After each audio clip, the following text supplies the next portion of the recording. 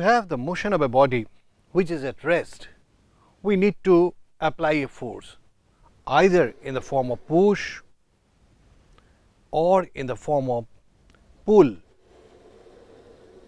and of course, there may be non-contact forces. Similarly, if a body is in motion and we want to bring it to rest, we need to apply a force.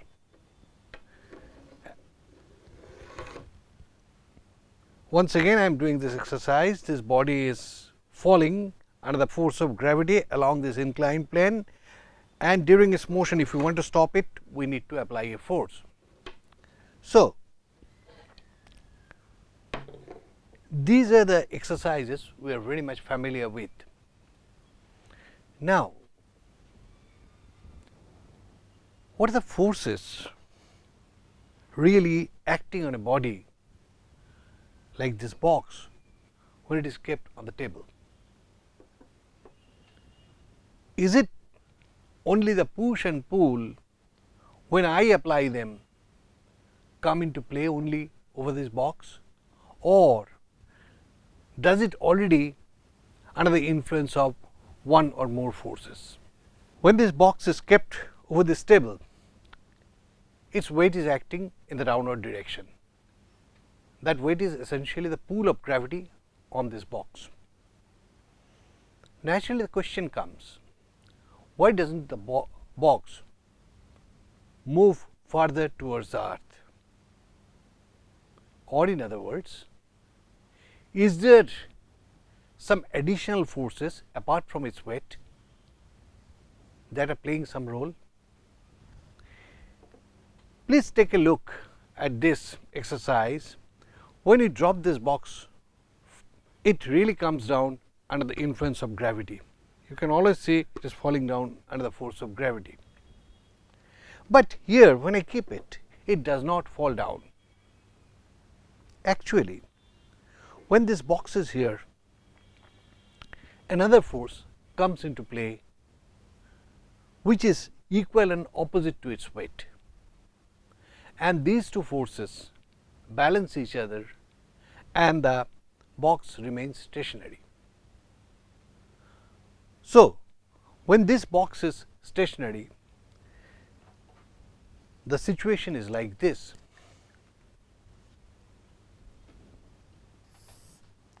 This is the surface of the table, this is the box,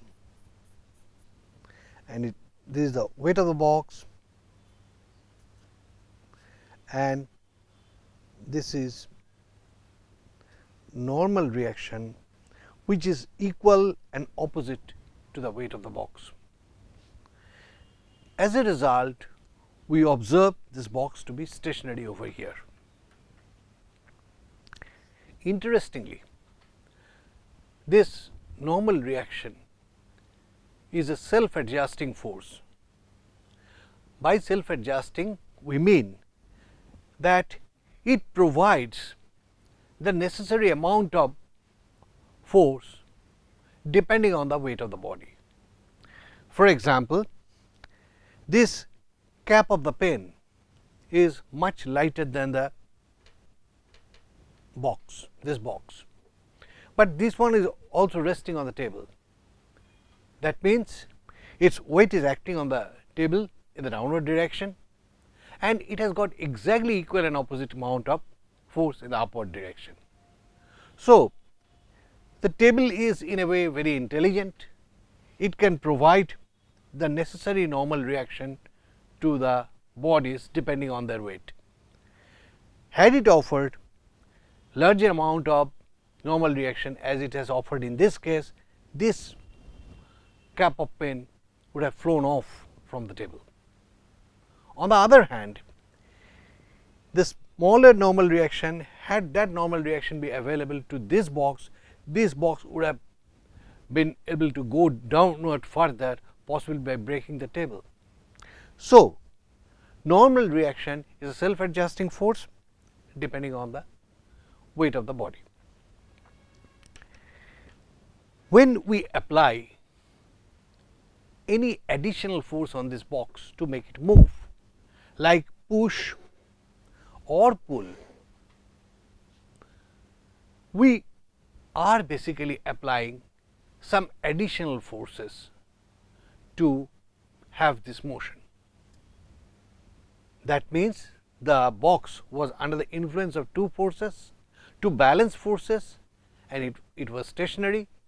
Now, I have applied an additional force and it has started moving. So, we can feel that if a body is under some forces and if those forces are balanced, in spite of having the forces acting on the body cannot move, it cannot have any motion. So, the stationary body over here remains stationary under the influence of two forces. One is its weight, another is normal reaction. It starts moving only when some unbalanced force like this push or maybe the pull that starts coming. Now, suppose I pick up this box and I am applying.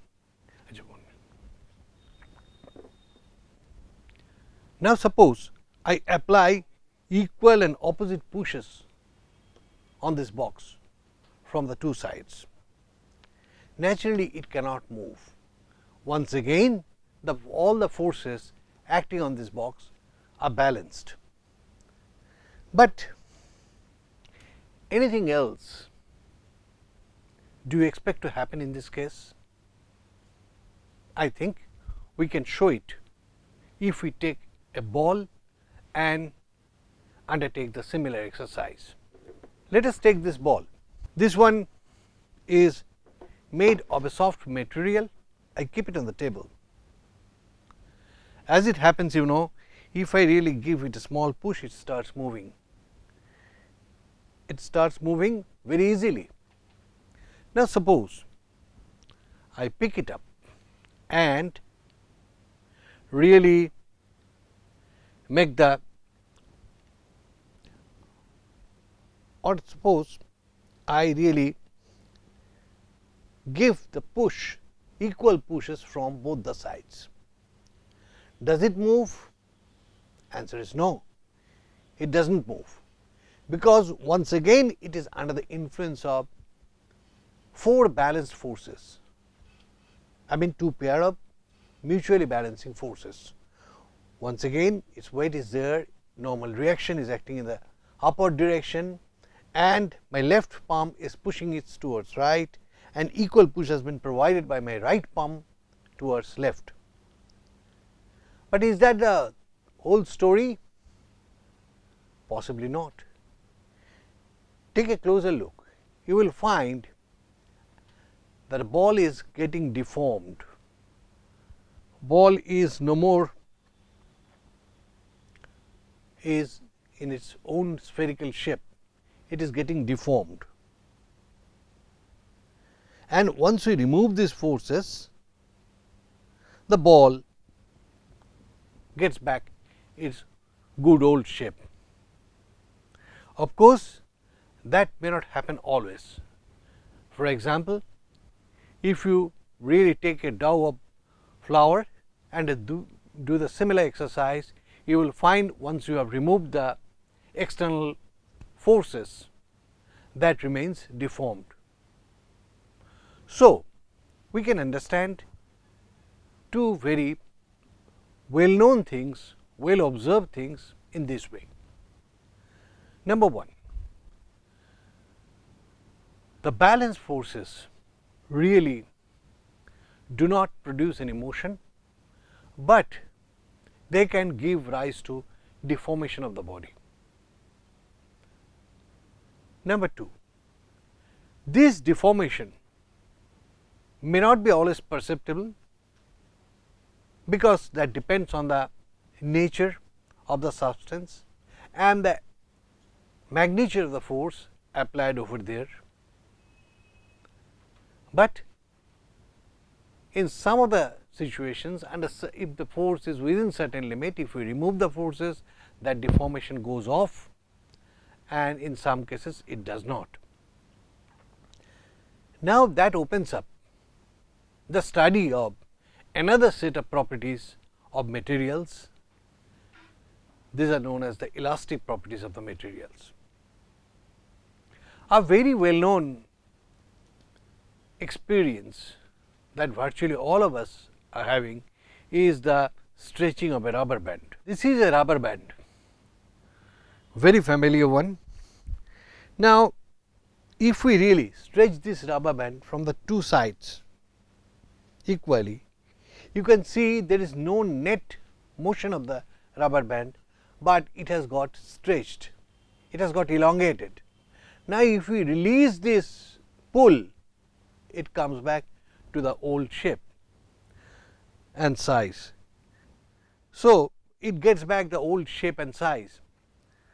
So, by applying balance forces, those are equal and opposite, we can have deformation. By applying unbalanced forces, we can have motion. So, we must understand that when we are looking at a body which is stationary, we have to appreciate that there may be number of forces acting on this body, but ultimately all these forces are balanced and they are balancing each other. On the other hand, if we see a particular body is in motion, then, and of course, under the influence of the balance force, a material has got deformation, however small that may be. It may not be perceptible by our eyes, but some deformation has taken place, as I have already mentioned, depending on the nature of the object and the extent of the applied force. A body under uniform motion also under the influence of balanced forces. In conclusion, we can say that unbalanced forces can produce motion or can bring about change in the motion, but balanced forces produce deformation in the body, and on removal of the balanced forces, the body may or may not get back its shape and size. Thank you.